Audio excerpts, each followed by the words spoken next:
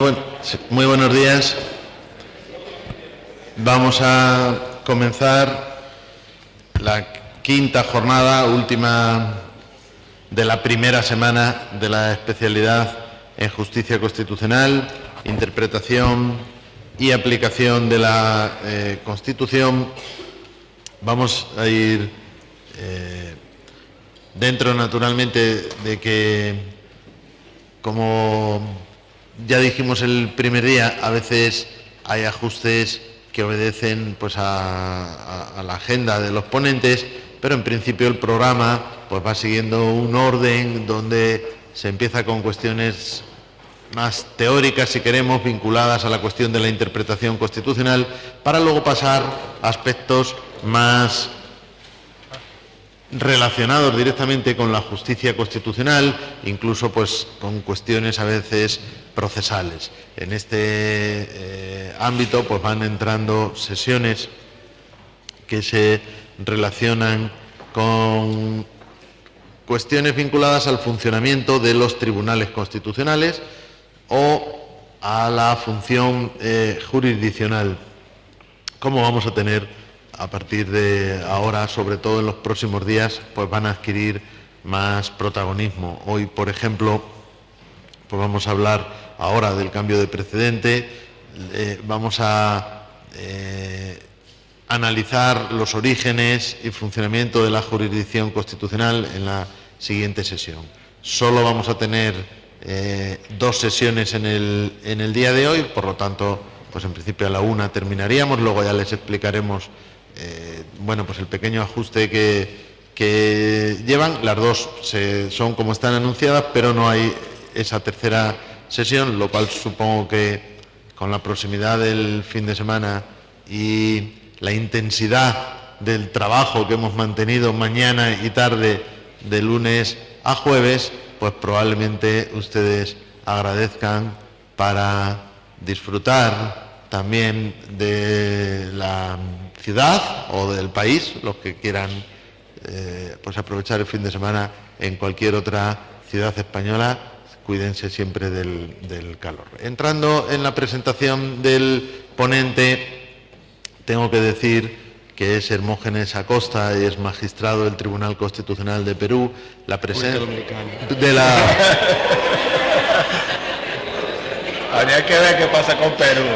Imagínense. No, lo que iba a decir es que es magistrado del Tribunal Constitucional de la República Dominicana, que junto con la presencia de magistrados de la Corte Constitucional de Colombia, como ya tuvimos, del Tribunal Constitucional de Perú, como tendremos, y de tribunales constitucionales de España y de Alemania, conforman el elenco de magistrados constitucionales que para nosotros llevan a cabo pues o significan uno de los pilares de nuestro programa. En este caso tengo muy claro que es la República Dominicana, pero agradezco la corrección porque a veces la mente va ya a la siguiente, en la siguiente frase, ¿no? Y tengo muy claro que es de la República Dominicana por varios motivos. En primer lugar, porque el magistrado Hermógenes Bienvenido Acosta lleva interviniendo en este programa, yo creo que desde los orígenes del programa, en realidad desde que existe, porque le conozco desde hace pues muchos años en diversas actividades académicas y, como digo, ha participado en esta especialidad desde sus orígenes, siempre analizando este tipo de temas. Es una persona que antes de ser magistrado del Tribunal Constitucional de la República Dominicana, pues ya había realizado estudios y cuenta con alguna publicación sobre temas relacionados con la justicia constitucional. Por lo tanto, reúne esa característica que a nosotros nos interesa especialmente y que también reúnen los otros magistrados, y es que tiene un conocimiento teórico y práctico, es decir, personas que han estudiado la justicia constitucional pero luego la van a conocer desde dentro a través de una jurisdicción constitucional. Esto es lo que hace que para nosotros pues sean personas especialmente cualificadas y especialmente idóneas, aparte, como he dicho, de esa relación. Y a través no solo de Hermógenes Acosta, pero yo sé que de una manera muy protagonista de él, porque él también ha sido una persona que activamente nos ha ayudado a difundir y a dar a conocer el programa en la República Dominicana, y seguramente por eso, desde hace años, algunos un poco más, algunos un poco menos, pero recibimos siempre con ilusión y con alegría a un grupo importante de dominicanas y de dominicanos que desde hace años pues se viene consolidando a través de distintos vínculos académicos con el propio Tribunal Constitucional de la República Dominicana y con otras instituciones universitarias y académicas. Hay que decir que la Universidad de Castilla-La Mancha, yo creo que es una de las, me atrevo a decir, pioneras en la implicación en programas de posgrado de Derecho Constitucional en República Dominicana. Precisamente, por ejemplo, el profesor que interviene a continuación, José Luis García Guerrero, pues ha dirigido y dirige actualmente algunos programas en la República Dominicana, también otros colegas, todos los profesores de la universidad pues hemos participado como profesores en diversos programas. Tenemos vínculos muy estrictos, la Constitución, muy intensos. La Constitución de la República Dominicana es del año 2010 y yo creo que ha hecho generar un interés por la materia constitucional y también una doctrina naciente pero importante. Incluso, bueno, pues a través de publicaciones científicas, yo tengo el honor de codirigir el Anuario Iberoamericano de Justicia Constitucional y queremos de alguna manera ir incorporando, porque el sistema constitucional dominicano, tengo que decirlo, creo que desde los estudios que desde Europa se hacen sobre el constitucionalismo latinoamericano, demasiadas veces ha sido soslayado o ha sido dejado de lado frente a otras constituciones del nuevo constitucionalismo que a lo mejor han generado más interés. No me parece justo, porque la Constitución dominicana es una constitución moderna, completa, con cuestiones que naturalmente pues ya puedan suscitar debates sobre reformas o cosas que se pueden corregir, como en todos los estados, pero sin duda alguna totalmente equiparable y más moderna que otras que a veces se citan como las más avanzadas. Por lo tanto, a nosotros nos honra en alguna medida dedicarnos o poner nuestra atención de una manera expresa en el sistema constitucional dominicano, cosa que no todos hacen. No todos hacen. Y por supuesto nos alegra mucho recibir a este grupo de dominicanos. Tuvimos nuestro momento especial para México hace unos días, pues hoy de alguna manera lo queremos tener para la República Dominicana en virtud de la presencia de Hermógenes Acosta y en virtud de la presencia que teníamos anunciada y que otros años se ha producido del embajador de la República Dominicana en España, Olivo Rodríguez, que, bueno, finalmente a última hora se ha disculpado por una cuestión momentánea de salud que le ha impedido llegar a Toledo, pero nos había anunciado su presencia. El año pasado estuvo, tuvimos el honor de saludarle y para nosotros, pues desde luego también es un apoyo muy especial. Y como estaba anunciado y confirmado y no ha podido venir, pues creo que es mejor decirlo públicamente, por supuesto disculparle, pero y en todo caso agradecerle el apoyo que también viene prestando, que para nosotros es esencial para ese vínculo, ¿no?, del que venimos hablando, y por eso lo menciono, porque nos consta, porque ya lo ha hecho en otras ocasiones y porque además lo había anunciado y solo por este contratiempo de última hora pues no ha podido estar con nosotros. Pero repito que ha explicitado ya en varias ocasiones ese apoyo a estos vínculos académicos que venimos manteniendo. Así que con un saludo especial, por supuesto, al ponente, que es uno de nuestros conferenciantes más antiguos, es una de las ponencias estelares, es miembro de esa famosa Orden de Derecho Constitucional Toledo que se rige por los parámetros del derecho consuetudinario y que solamente se puede ingresar después de un apoyo constante y permanente en el tiempo, en el caso de personas con una alta cualificación como es su caso.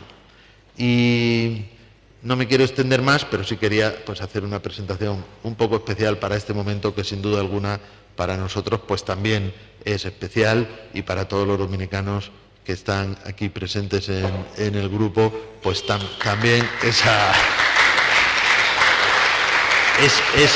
bienvenida especial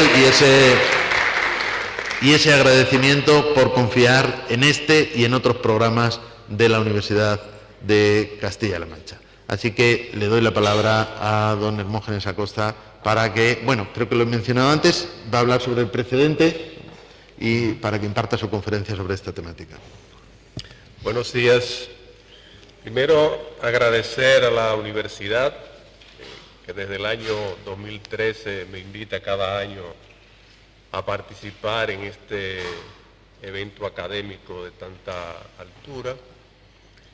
Agradecer en particular al profesor Francisco Díaz Reborio, a Magdalena y a José Miguel, y a todo el equipo que apoya y que hace posible esta complicada actividad académica, organizar y planificar con 70 profesores de distintos países y recibir un grupo de más de 100 abogados de distintos países es complicado. Agradecerle a todos ustedes por su presencia, en especial a los que han venido desde la República Dominicana, y permítanme también agradecer también a Bonnie Guerrero y Chanel Liranzo, dos exalumnos dominicanos que se han trasladado desde Madrid a ver mi ponencia.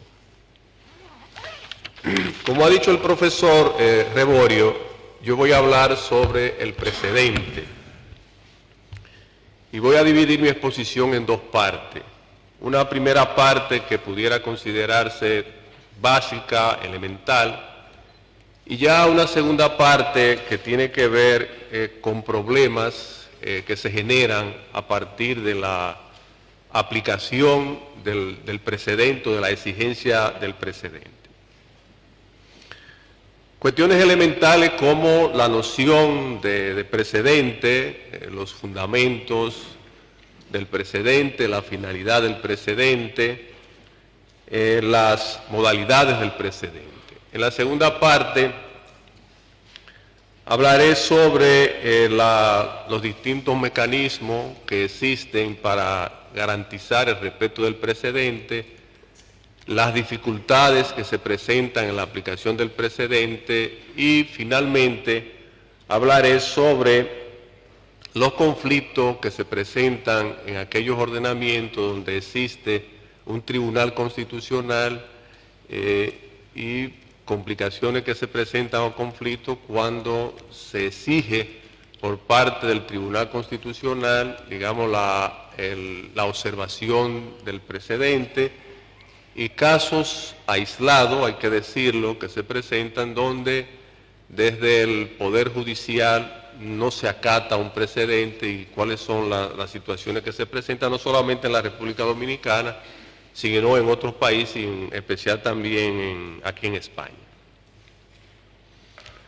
Cuando se habla del precedente, se alude a que de lo que se trata es de la aplicación de un caso anterior a un caso futuro.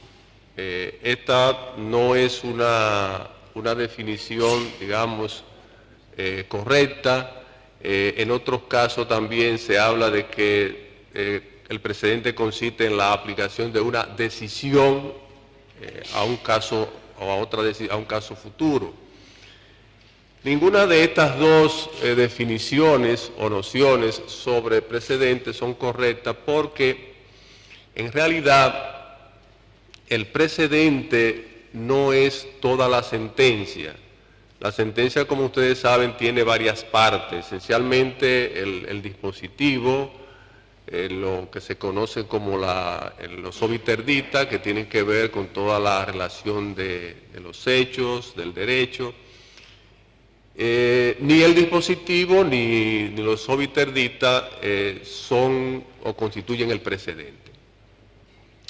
El precedente son aquellos razonamientos, aquellos principios, aquellas reglas que sirven de fundamento a la decisión. y esto es lo que se conoce como obiterdita. De manera tal que esta es la parte que se considera como precedente, no toda la sentencia, sino solo esa parte en específico. Ratio decidendi. Hay varias modalidades de precedente.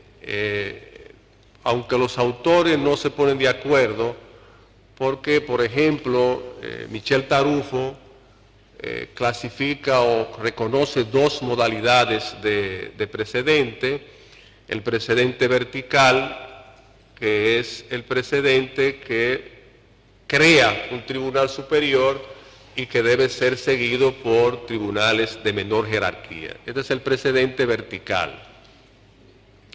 Luego Tarufo habla del precedente horizontal, y en el precedente horizontal hace referencia a dos modalidades, que es al autoprecedente y al precedente que se aplica entre tribunales de la misma jerarquía. Fíjense que para Tarufo entonces solamente hay dos modalidades de precedente, el vertical y el horizontal, y este horizontal tiene a su vez dos modalidades. Sin embargo, la profesora Marina Gascón habla de tres modalidades de precedente. Ella habla del precedente vertical, que ya lo expliqué, del precedente horizontal, que sería el precedente que crea un tribunal y que otro tribunal de la misma jerarquía lo sigue. Y la tercera modalidad, que ella no lo incluye en el precedente horizontal, sino como una modalidad aparte, es el autoprecedente. Y claro, el autoprecedente hace referencia a aquellos precedentes que crea un tribunal y que ese mismo tribunal debe seguir, debe aplicar y debe observar. Estas son las tres modalidades de precedente. En lo que se refiere a los fundamentos del precedente, Robert Alessi habla del principio de universalidad. Marina Gascón también habla del principio de universalidad. Otros autores hablan del principio de igualdad. El principio de igualdad y el principio de universalidad responden al mismo criterio.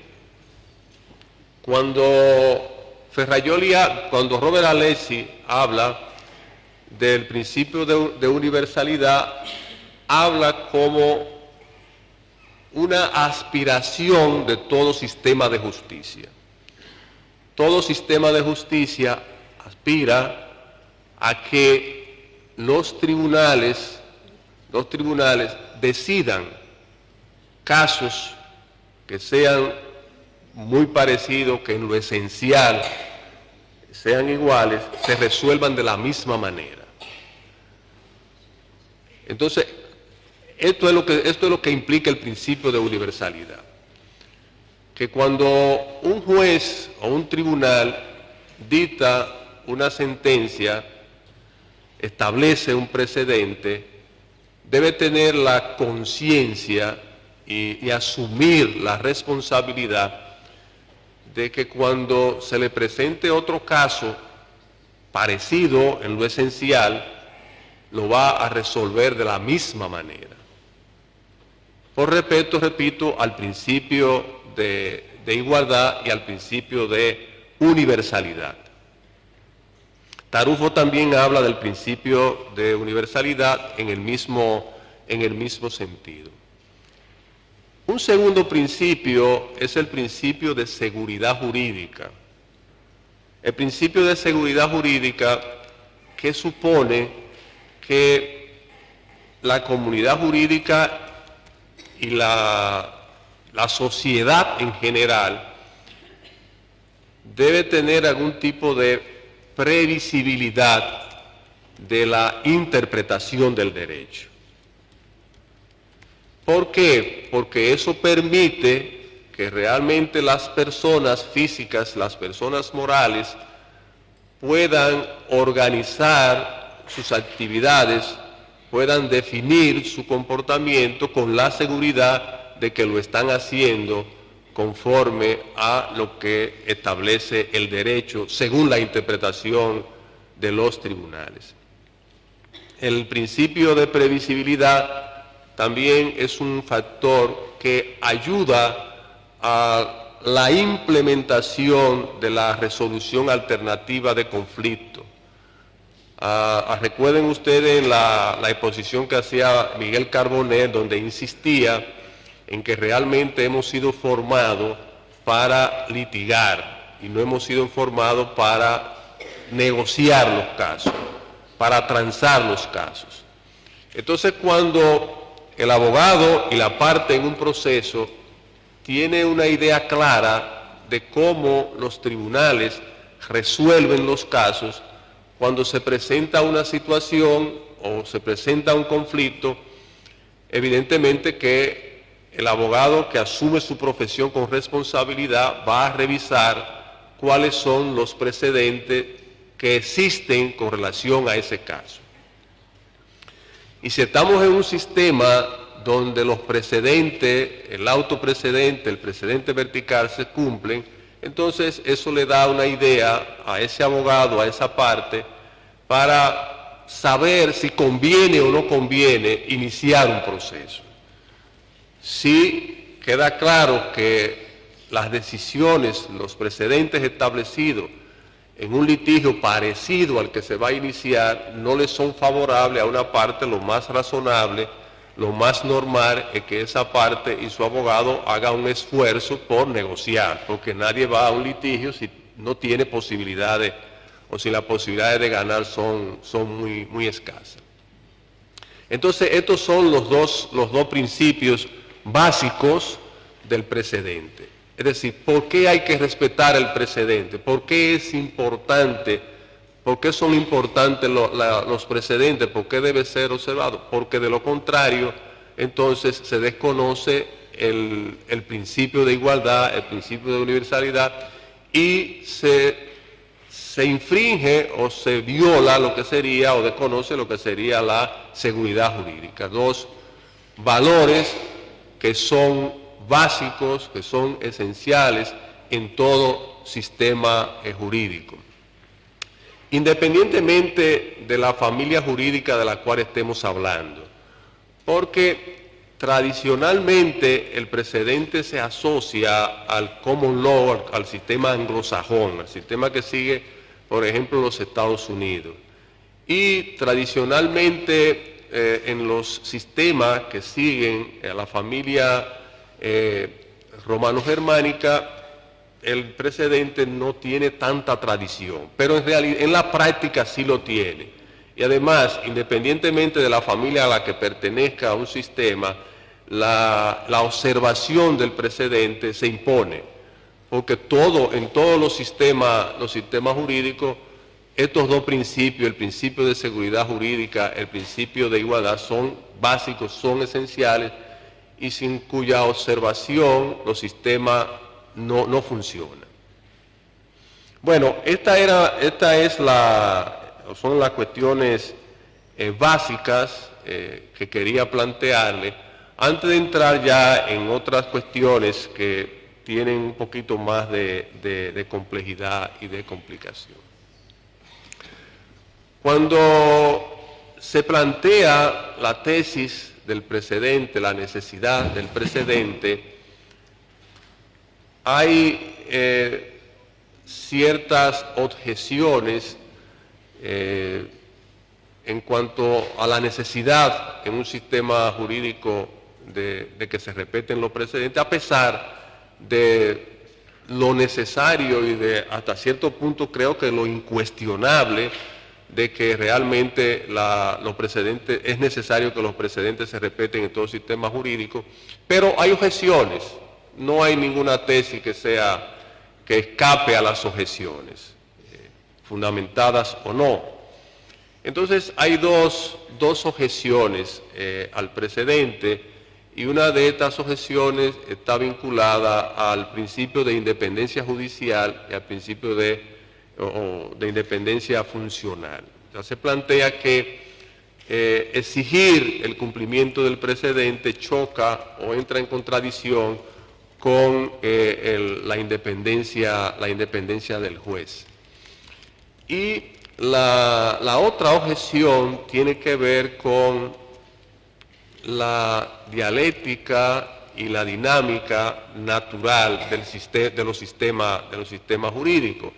La sociedad evoluciona, los valores cambian, y entonces en ese sentido también el derecho cambia, la interpretación del derecho también debe cambiar. Pero ni la independencia funcional de los jueces o judicial, ni la evolución del derecho necesariamente entran en contradicción con el precedente, porque el juez que establece un precedente debe seguir respetar ese precedente. Los tribunales de menor jerarquía deben seguir los precedentes de los tribunales superiores, pero eso no significa que los precedentes no puedan ser cambiados. Los precedentes pueden ser cambiados y precisamente es necesario que exista la posibilidad de cambiarlo, de modificarlo, porque la sociedad evoluciona. Los valores que primaban, o algunos de los valores que primaban a mediados del siglo pasado, no necesariamente son los mismos valores que priman en la actualidad. Y si muchos de esos valores se mantienen, también los que se mantienen de alguna manera sufren modificaciones como una cuestión natural de la evolución de la sociedad. Entonces los precedentes pueden ser cambiados. Si los precedentes pueden ser modificados, entonces no hay ninguna contradicción con la evolución del derecho. Es decir, la tesis de los precedentes se puede mantener sin que eso afecte la evolución necesaria del derecho. En lo que concierne a la independencia del juez, cuando un juez no está de acuerdo con un precedente de un tribunal superior, ese juez puede apartarse del precedente. La exigencia es que debe explicar por qué se aparta de ese precedente vertical. Lo mismo debe hacer cuando se aparta, modifica o cambia su propio precedente, el autoprecedente. No está prohibido que lo haga, y prohibirlo no sería razonable. Lo que pasa es que si lo va a modificar, si lo va a cambiar, tiene que explicar las razones por las cuales cambia ese precedente. Obviamente que cuando un juez de primera instancia o una corte de apelación decide apartarse de su precedente, sabe que corre el riesgo, que lo más probable es que el Tribunal Superior le va a casar o le va a revocar su sentencia. Puede darse el caso inverso, donde el Tribunal Superior pueda variar su precedente, que la posición o la tesis desarrollada por ese tribunal, por esa corte de apelación, pueda ser tan convincente que el Tribunal Superior pueda variar su precedente. No es lo que ocurre siempre. Pudiera decirse que en la generalidad de los casos ocurre lo contrario, pero ha habido casos donde esto ha ocurrido.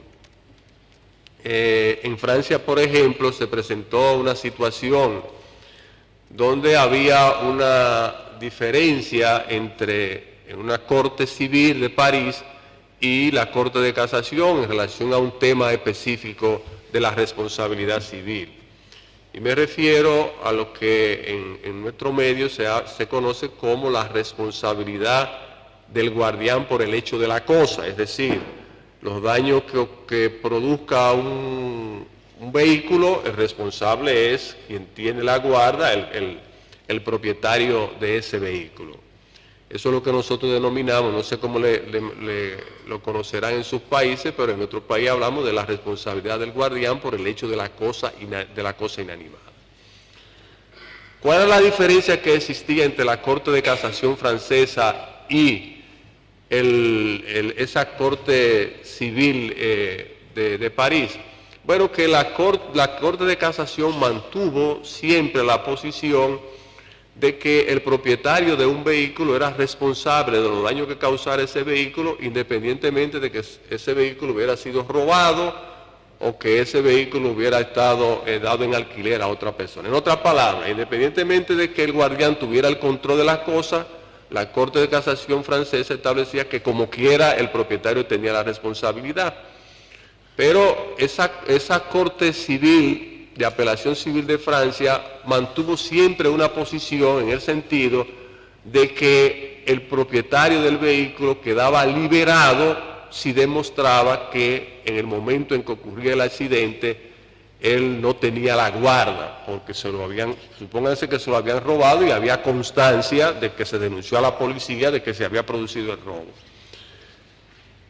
Esta posición de la Corte de Apelación fue muchas veces a la Corte de Casación, y la Corte de Casación siempre casaba la sentencia porque mantenía su tesis, pero en una tercera ocasión la Corte de Casación cambió de posición y le dio la razón a la Corte de Apelación, es decir, valió la insistencia. Entonces, cuando un juez esté convencido de una tesis, debe mantener su tesis, independientemente de que el Tribunal Superior tenga una tesis contraria, aún a riesgo de que le puedan digamos, revocar o anular su sentencia. Pongo este ejemplo para que se vea que realmente el hecho de que se exija el cumplimiento del precedente no constituye un atentado a la independencia judicial.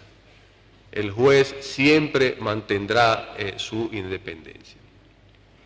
Algunos ordenamientos establecen de manera expresa que los precedentes son vinculantes, que los tribunales de menor jerarquía tienen la obligación de cumplir con los precedentes.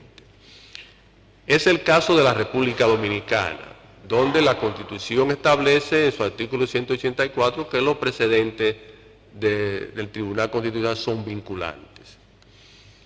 Esto no ocurre en otros sistemas, hay otros sistemas que lo tienen y bueno, no todos. Entonces la pregunta es la siguiente: ¿el carácter vinculante de un precedente depende de que haya un texto constitucional que lo establezca, o de que haya un texto legal que lo establezca, o depende de otra circunstancia o de otro factor? Rafael Asís Roy, que es un procesalista español, establece que esto no es lo determinante, que lo determinante es que existan en el ordenamiento jurídico mecanismos que sancionen el desconocimiento, la inobservancia o el incumplimiento del precedente. Y en este tema entonces voy a entrar en este momento. En la República Dominicana hay dos mecanismos mediante los cuales se sanciona la violación al precedente.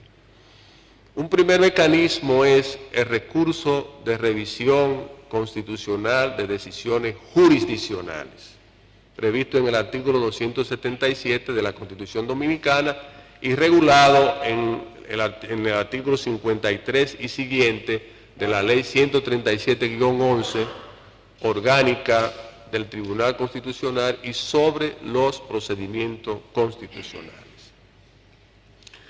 Las causales de este recurso son tres. Se puede acudir al Tribunal Constitucional cuando se alegue la violación a un derecho fundamental. Es decir, cuando ya se han agotado todos los recursos ante el Poder Judicial, si una de las partes considera que se le ha violado un derecho fundamental y este derecho no ha sido, digamos, protegido en el ámbito del Poder Judicial, se puede acudir al Tribunal Constitucional a través de este recurso.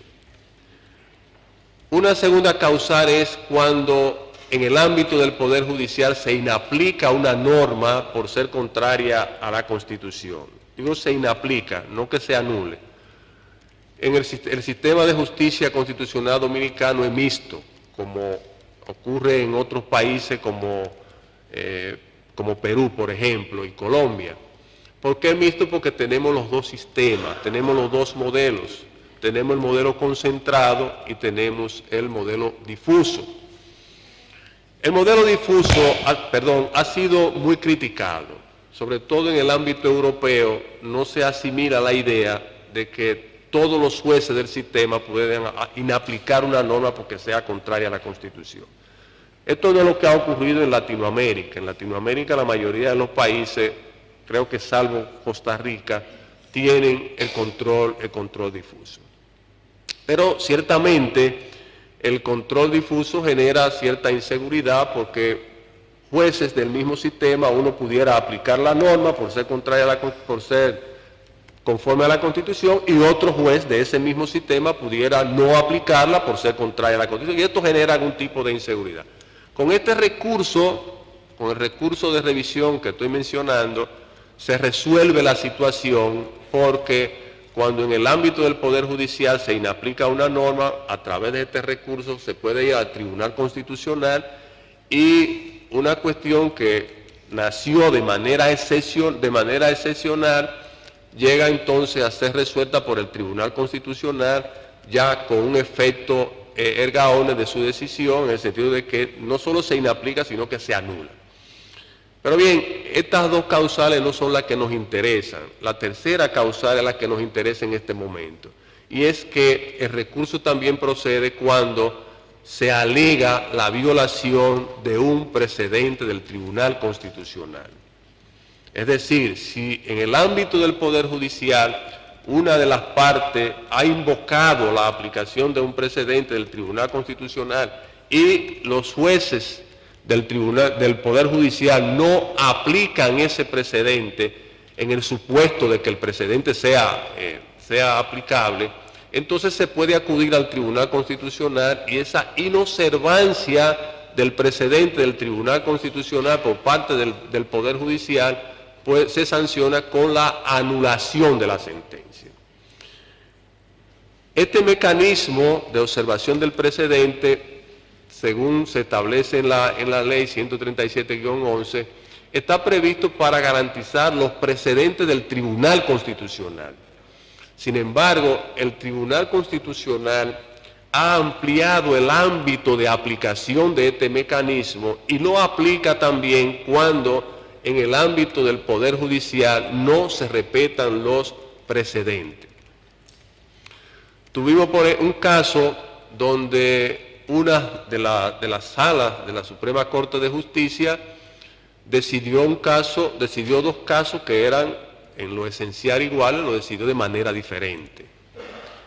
Es decir, un caso A declaró un recurso de casación inadmisible, y en un caso B, que era exactamente el mismo caso, conoció el fondo del recurso, es decir, lo declaró admisible, sin explicar las razones por las cuales cambiaba ese precedente. Entonces el Tribunal Constitucional anuló esa sentencia en el entendido de que era una sentencia que violaba el principio de igualdad y el principio de seguridad jurídica. De manera tal que un mecanismo que surge, que lo establece el legislador solo para proteger los precedentes del Tribunal Constitucional, el Tribunal Constitucional lo extiende y también a través de ese mismo mecanismo sanciona lo que sería la violación del autoprecedente en el ámbito, digamos, del Poder Judicial.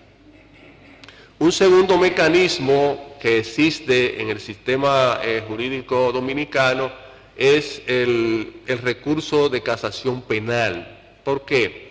Porque una de las causales de la casación en materia penal es precisamente la violación de un precedente por parte de la Corte de Apelación, de su propio precedente o de un precedente de la Cámara Penal de la Suprema Corte de Justicia o del Pleno de la Suprema Corte de Justicia. Es decir, que si una Corte de Apelación Penal en el sistema dominicano decide un caso de manera diferente a otro caso anterior que sea similar, sin explicarlo, eso es una causal de casación y puede dar lugar a la anulación de la sentencia. Por igual, si una decisión de la Corte de Apelación Penal desconoce un precedente establecido por la Sala Penal de la Suprema Corte de Justicia, esto también puede dar lugar a la casación de la sentencia.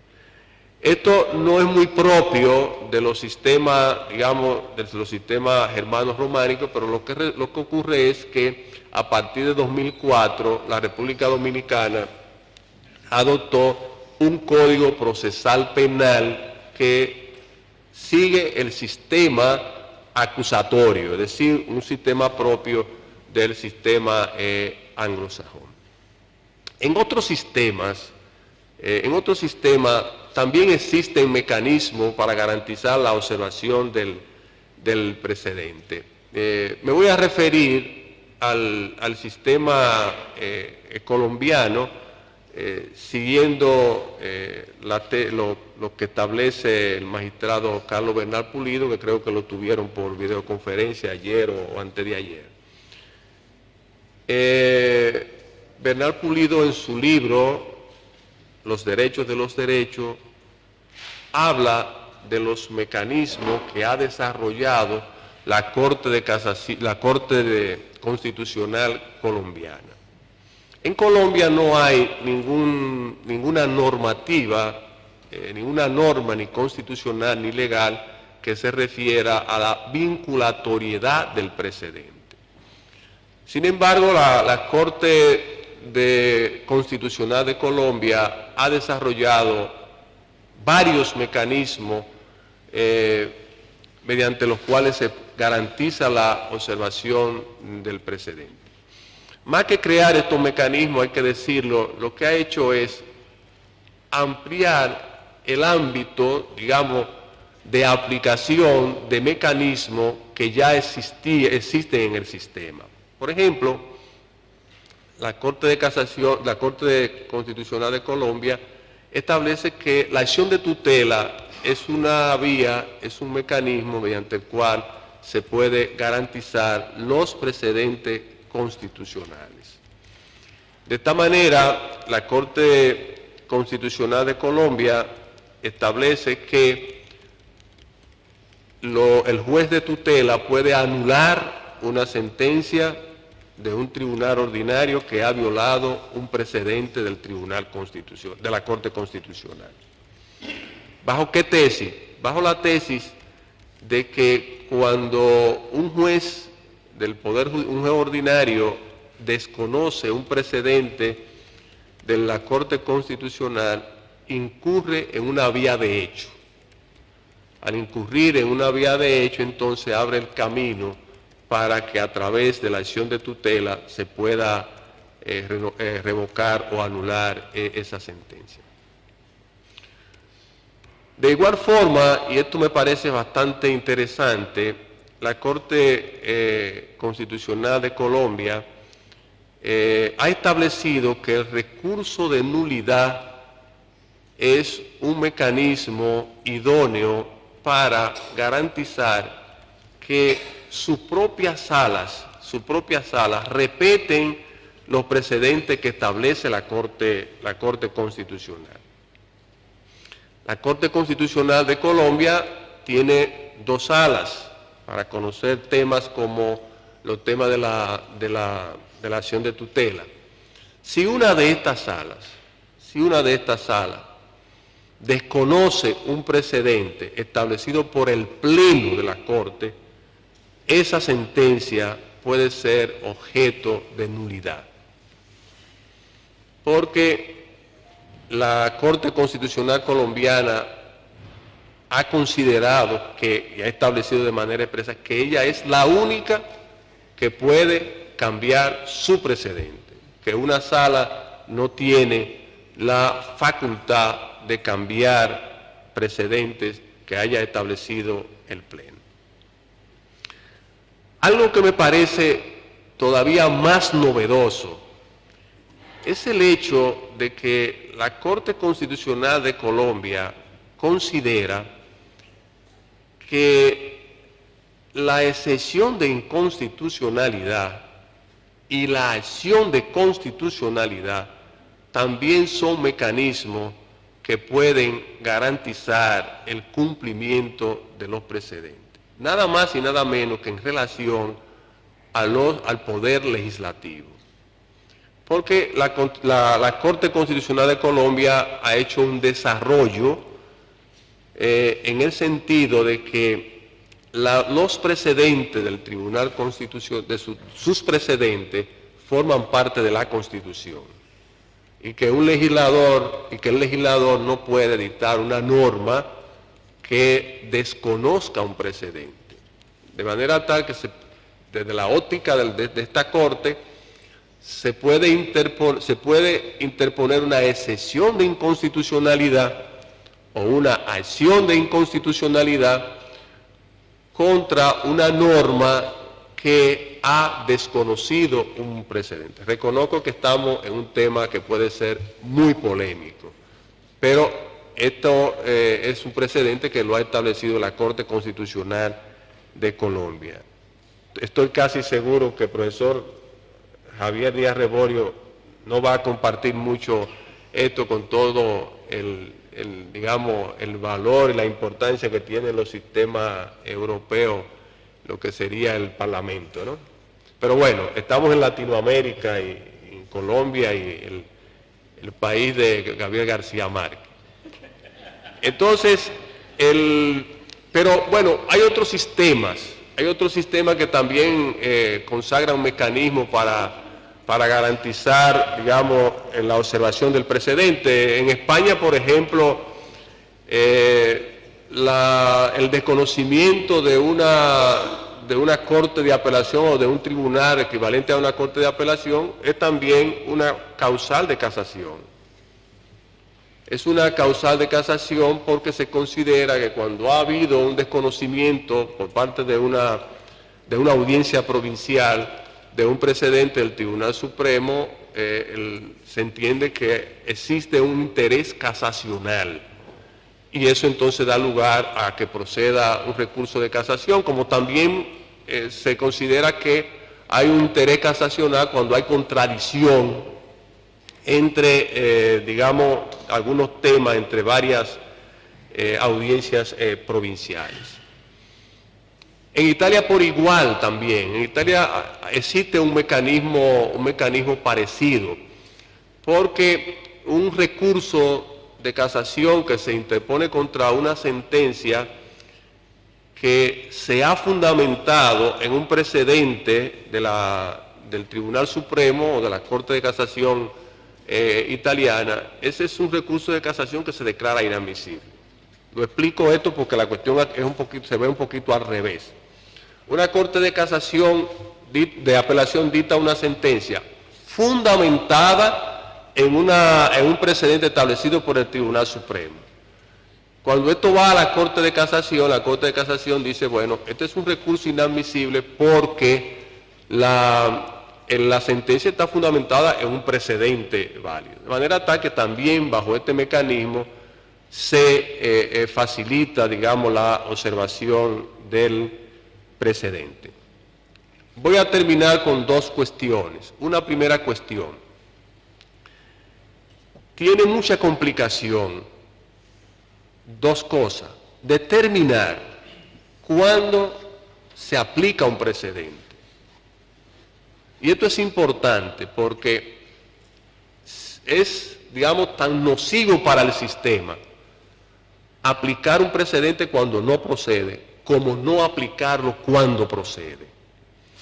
Entonces, aquí Michel Tarufo dice, hay que tener mucho cuidado con la cuestión de los hechos. O sea, hay que estar muy claro cuáles son los aspectos relevantes de cada uno de los casos, es decir, del caso A y del caso B. Si tengo un precedente que lo establecí en un determinado caso, tengo que tener muy claro que ese segundo caso tiene los elementos, digamos, que los elementos esenciales de ese segundo caso coinciden con el primer caso resuelto.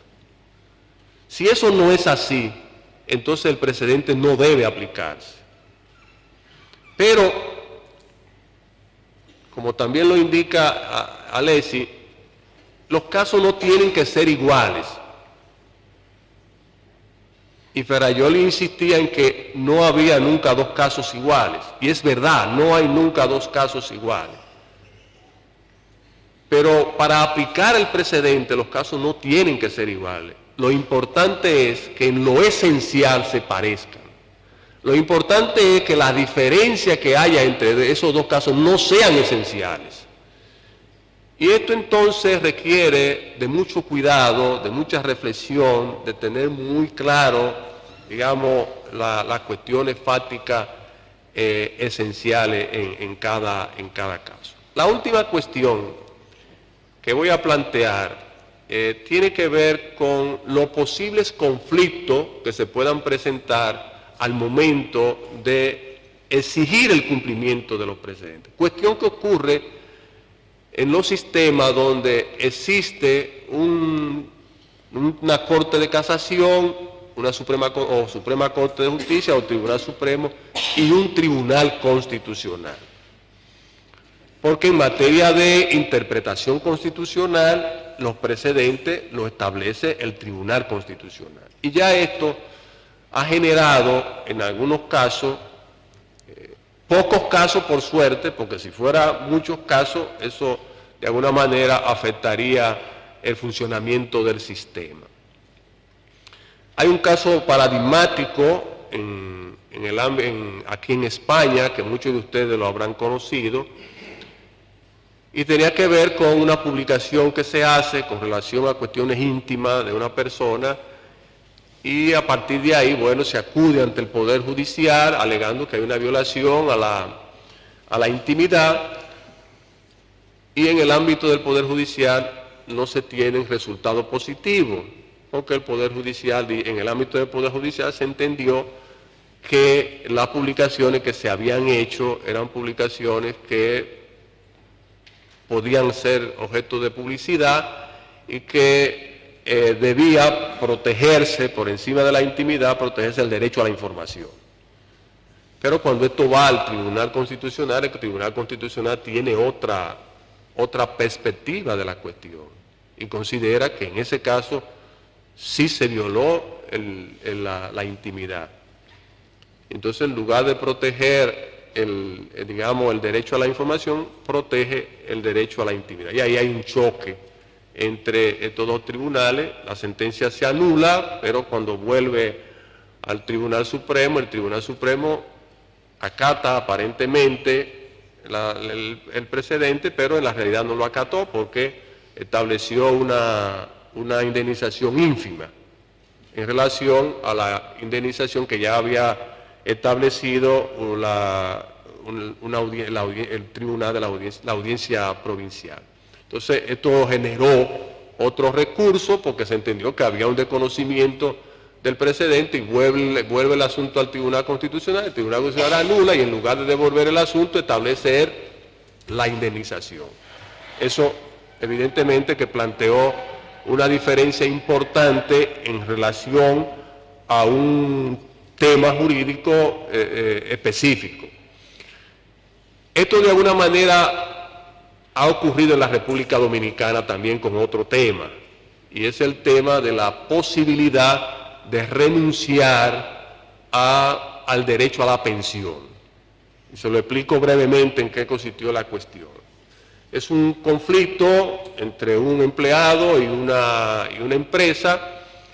La empresa llegan a un acuerdo, la empresa decide darle una cantidad importante de dinero, más de $400,000, y este empleado trabajador decide renunciar a todos sus derechos, entre ellos el derecho a una pensión que se establecía en un contrato.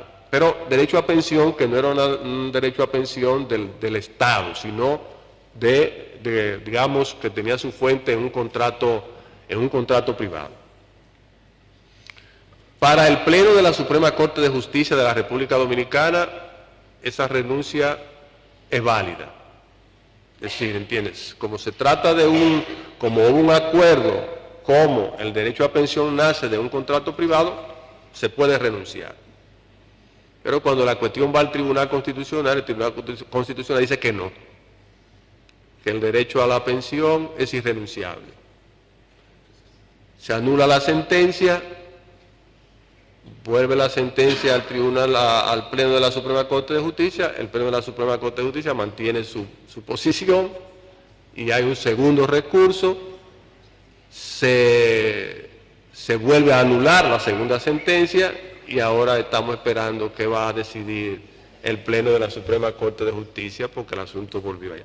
Lo que quiero decir, lo que quiero ejemplificar es que se pueden presentar, digamos, diferencia entre el Tribunal Constitucional y el Poder Judicial a propósito de la exigencia del cumplimiento de los precedentes. Termino diciendo que la legitimidad de un tribunal, de un sistema de justicia constitucional, descansa esencialmente en el respeto de sus precedentes, de los autoprecedentes, de los precedentes verticales. Muchísimas gracias.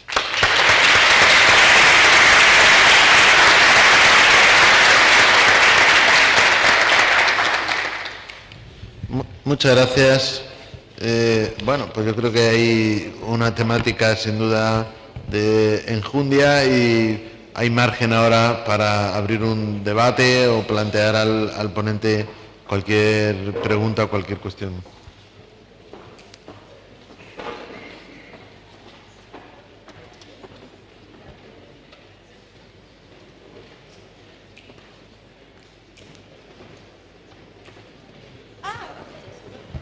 ¿Vas a querer contestar a cada uno o agrupa? Agrupa.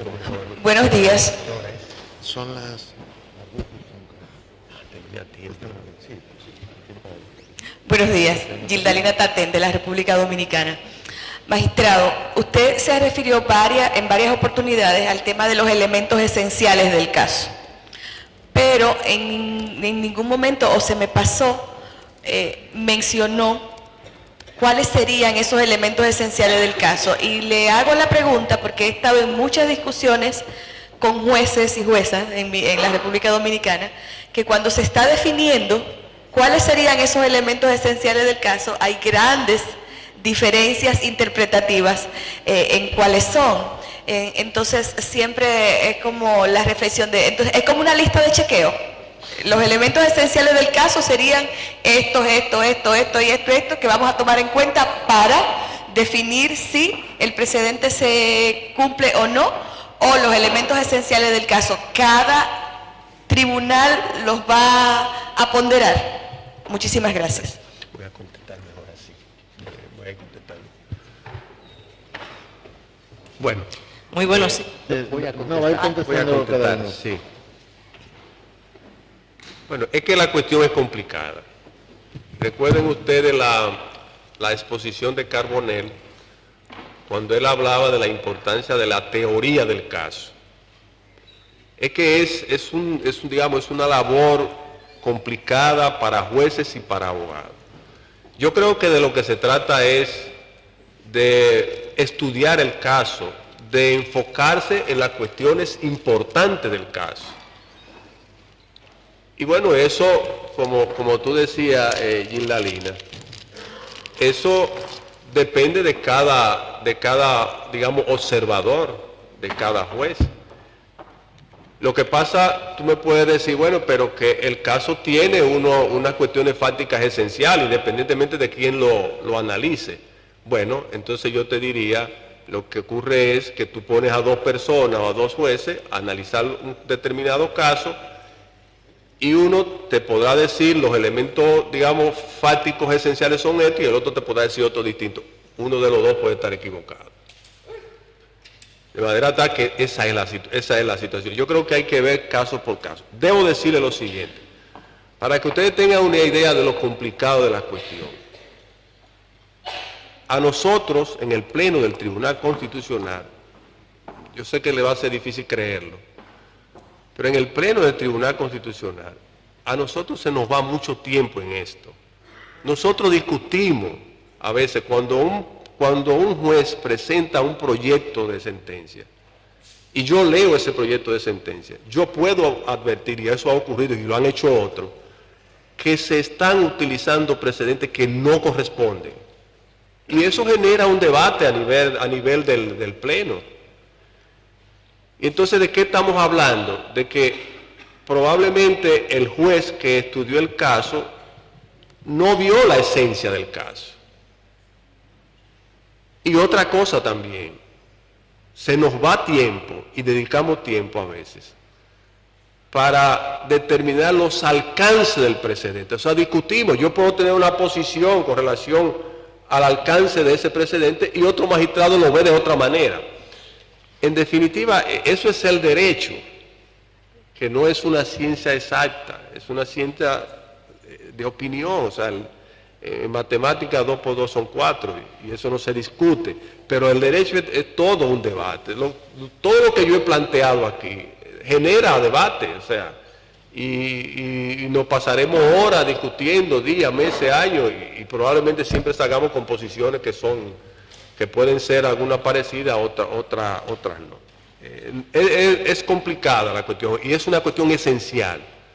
Y yo me remito a Miguel Carbonero, o sea, hay que, digamos, estudiar lo que es la teoría del caso, porque la situación no es simple.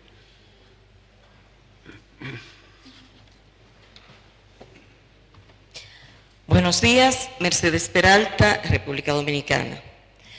Ciertamente la infalibilidad no es humana, ¿verdad? Es divina. Y el precedente nos dice, si lo respetas, yo voy a seguir creyendo en esa institución. Ahora bien, nosotros en los tribunales colegiados, en donde permanecemos en muchas ocasiones con un voto disidente, con una recomposición del tribunal, o los que vienen a componerla sustentan esta nueva posición. Entonces, ahí se varía el precedente y se debe justificar en razón de la nueva composición de la sala, no que hemos variado por criterios distintos. Es lo que entiendo. De igual forma, el Tribunal Constitucional tiene, y los precedentes que establece son vinculantes, y para ustedes son vinculantes los que ya fueron dispuestos en materia constitucional por la Suprema Corte de Justicia antes que ustedes. Es así. Eso entiendo, da seguridad, da firmeza a las disposiciones constitucionales dadas. Ahora bien, hay otra cuestión que quiero preguntar. Yo particularmente, que tengo mucho respeto por la institución que tenemos, el Tribunal Constitucional, por los precedentes que ha establecido, pero manejo también muchas diferencias con algunas decisiones. Esta a la que me refiero, coincido con usted y con el ex magistrado Curi en sus votos disidentes, que fue la que dispusieron respecto de el acceso al agua en un condominio y la disposición que se estableció. En cuanto a eso, y lo digo porque particularmente me aconteció, me excuso si me estoy extendiendo, pero en mi condominio se generó un problema importante y fui retada por alguien que me decía, mira, tengo una sentencia del Tribunal Constitucional y voy a... Entonces, hazlo, porque yo me veré en la obligación de trabajar para, sustentada creo que eran 3 votos disidentes, pero lo que me refiero son eso. En esos votos disidentes, buscar la fuerza de derecho que haga que cambien los otros que presentaron esto y que se genere un cambio de precedente. Bien. Okay. Bueno, 2 cuestiones. La primera, hay muchas razones por las cuales los precedentes se cambian. Ocurre cuando hay, digamos, modificación de la composición de un tribunal, porque entran jueces nuevos y entonces puede ser que las posiciones que estaban en minoría se conviertan en mayoría. Es una cuestión, digamos, normal. Muy brevemente, la magistrada hace referencia a un precedente que estableció el Tribunal Constitucional con el tema del agua, estableciendo que es un derecho humano, con lo cual yo estoy de acuerdo. Pero eso no implica de que, o sea, el agua es un derecho humano, pero hacer el agua potable tiene un costo. Tiene un costo. Y entonces ese costo lo puede asumir el Estado. Lo puede asumir el Estado, pero si no lo asume el Estado, tampoco puede asumirlo un particular de manera, digamos, obligatoria en relación a otra persona. ¿Qué es lo que ocurre en el caso de la República Dominicana con los condominios? Varias personas que viven en un edificio y bueno, hay un gasto común y todos deben de aportar. Si hay uno que no aporta, lo que aporta entonces estarían subvencionándolo a él. Y entonces, en este tema, el Tribunal Constitucional estableció que nunca se puede suspender. Y yo sí creo que se puede suspender cuando la persona no paga y no ha demostrado que está en una situación de indigencia. Y en el mismo caso yo decía, por ejemplo, en mi voto disidente, bueno, pero este señor ha buscado un abogado y ha pagado una cantidad de dinero para pagar el abogado, llegó al Tribunal Constitucional y entonces no tienen para pagar el agua. Lo digo en mi voto disidente. Y hago referencia también a una sentencia de la Corte de Colombia que establece esto. Si la persona es un indigente, demuestra que no puede pagar. Hay que darle el agua porque no van a dejar que se muera. Pero si no ha demostrado ese estado de indigencia y puede pagar, ¿por qué no la va a pagar?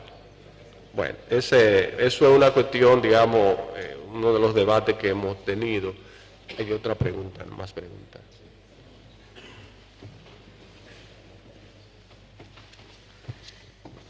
Buenos días, mi nombre es Carla Mejía y soy de Guatemala. Mi pregunta es la siguiente. En Guatemala, un precedente lo tomamos como un caso aislado. Puede servir de modelo para otros casos, pero no hace jurisprudencia. La jurisprudencia en Guatemala son 3 fallos contestes en un mismo sentido.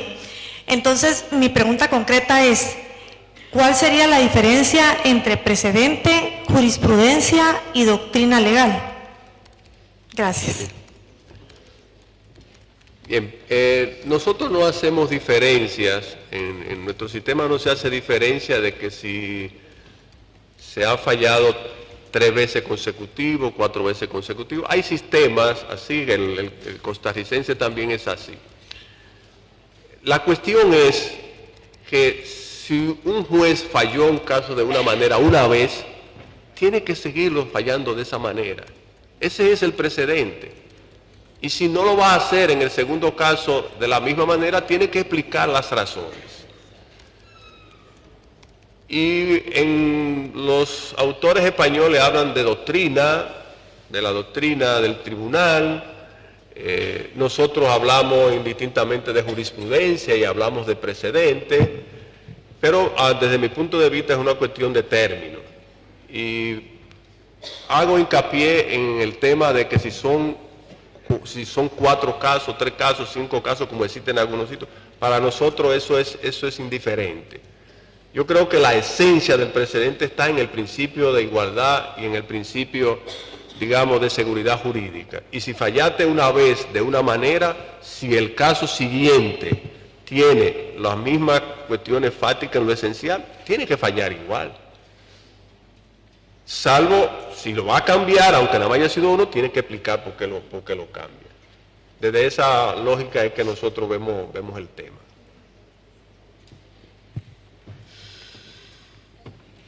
Buenos días a todos. Tony Sierra Difo, de la República Dominicana, docente de las escuelas de Historia y de Derecho de la Universidad Autónoma de Santo Domingo. Magistrado, mi satisfacción por su presencia aquí, de un compatriota tan insigne como usted, de tantos conocimientos. Yo pienso que solamente superado por su condición de ser humano humilde, y eso lo hace más grande. A partir del año 2011, cuando se crea el Tribunal Constitucional, yo siento que en la República Dominicana inició una especie de efervescencia por el estudio del derecho constitucional y sobre todo por la cantidad de precedentes que ustedes han sentado. Pero además, porque nosotros los abogados, en mi caso que soy abogado en ejercicio, a veces uno le dice al juez, no se lleve de esa jurisprudencia que dice ese abogado, yo tengo lo que dice el Tribunal Constitucional, porque la Suprema Corte de Justicia no es vinculante, el Tribunal Constitucional sí. Sin embargo, y ahí viene mi pregunta, magistrado, hay una sentencia que son las sentencias exhortativas que ustedes producen, donde mandan a un órgano del Estado a crear, en este caso al órgano legislativo, a crear una legislación cuando hay un vacío. Es el caso, por ejemplo, de la Ley de Fuerza Pública. Usted recuerda que se creó una situación, me tocó trabajar un proyecto con el jurista Cándido Simón, que la llevamos al Congreso, pero ahí perimió, y al final no sé lo que ocurrió con eso. ¿Qué mecanismo tiene el Tribunal Constitucional a los fines de hacer efectivo el cumplimiento de una sentencia de ese tipo por parte de otro poder del Estado? Bien, hay dos modalidades de sentencias exhortativas, hablando específicamente del legislativo. En algunos casos, el tribunal o los tribunales constitucionales, entre ellos el de la República Dominicana, exhortan al Poder Legislativo a que dicte una determinada norma. Porque no siempre que se conoce de una acción de inconstitucionalidad, necesariamente hay que acoger la acción y anular la ley. Hay alternativas, y las sentencias exhortativas son alternativas. Es decir, cuando el Tribunal Constitucional llega a la conclusión de que anular la ley y dejar el vacío va a producir un daño mayor que dejando que permanezca la ley, lo que hace es precisamente dictar una sentencia exhortativa. La ley se mantiene vigente y al Poder Legislativo se le da un plazo para que legisle, para que mejore la norma. A veces se da el plazo, otras veces no se da el plazo. Cuando no se da el plazo, estamos en presencia de una sentencia exhortativa muy débil, porque se deja al libre albedrío del poder hacerlo cuando entienda que tiene que hacerlo. En otros casos, además de que se establece un plazo, la misma sentencia establece que de no dictarse la nueva norma, la ley seguirá vigente. Esta ya tiene un poquito más de fuerza. Cuando no es así, cuando la sentencia no tiene este contenido, hay que reconocer que se depende de la voluntad del legislativo. No tiene el Tribunal Constitucional de la República Dominicana facultad para establecer sanciones contra el poder legislativo. En otro sistema, en el caso Costa Rica, en el caso colombiano, creo que el Tribunal Constitucional tiene de alguna manera la posibilidad, no necesariamente de sancionar al Poder Legislativo, pero sí pudiera a un funcionario que no cumple con una sentencia de tutela o con una sentencia de amparo. Nosotros lamentablemente en la ley orgánica no tenemos esos mecanismos, y yo pienso que en su momento, cuando haya digamos, el ambiente para una reforma, esas son de las cosas que deben reforzarse, porque eso hace débil a nuestro sistema.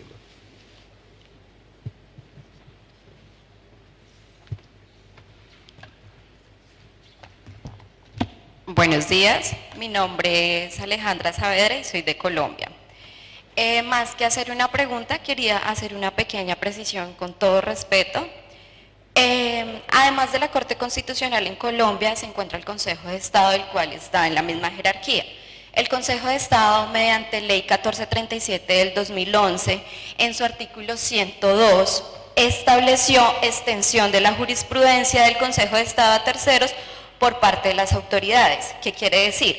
Creó un mecanismo con el fin de dar celeridad y garantizar el derecho y el principio de la igualdad de todas las personas que se encuentran en el mismo sustento fáctico y jurídico. ¿Qué quiere decir eso? Creó un mecanismo con el fin de no someter a las personas a un proceso tan largo como es un proceso ordinario, sino que por el contrario creó este mecanismo más expedito con el fin de aplicar el precedente jurisprudencial a todas las personas que se encontraran bajo las mismas condiciones. Entonces, pues teniendo en cuenta el ejemplo que hizo acá el doctor frente a la Corte Constitucional Colombiana, quisiera resaltar que el Consejo de Estado también mediante este mecanismo empleó como algo beneficioso para todas las personas para no hacerlas someter a un trámite tan largo como lo es un proceso ordinario. Bueno, le agradezco y tomo nota. Gracias.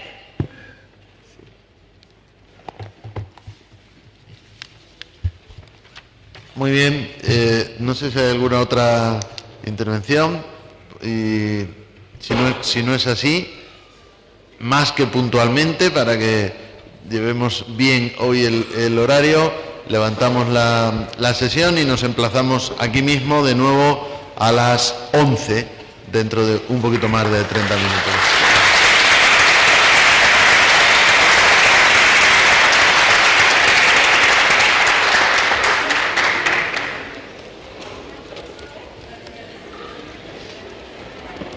Yo no tengo que firmar nada, no tengo que mover. ¿Tienes un certificado y para firma un papel, o ya lo mandaste, el papel de la autorización para la grabación? Eso sí, lo de la grabación sí. Pues es lo único, porque lo otro da por ingresos. Está bien. Yo tengo un cheque, me parece, ¿verdad? Sí. Y ya se ha cambiado, porque tú tienes con la comisión, se puede no importa, ¿no? Pero es que lo de los cheques era No, y para mí mejor, porque una cosa horrible, porque ahora mismo no tendría tiempo para ir al banco a hacer una fila, claro, al final porque era tengo una que irme. Exacto, al final era complicación por todos los lados. Entonces lo mismo. Claro. ¿Qué hora es? Son las 10:25. ¿A qué hora te pido el taxi para que te recoja en el hotel? Pues yo diría que para las 11:15. No sé cuánto usted, porque a las 12. Te sobra.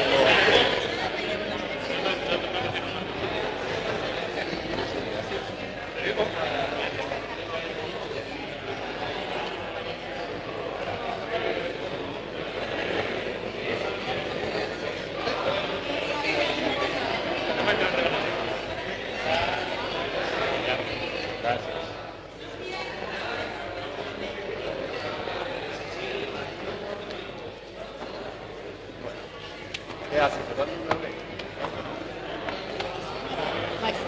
ley?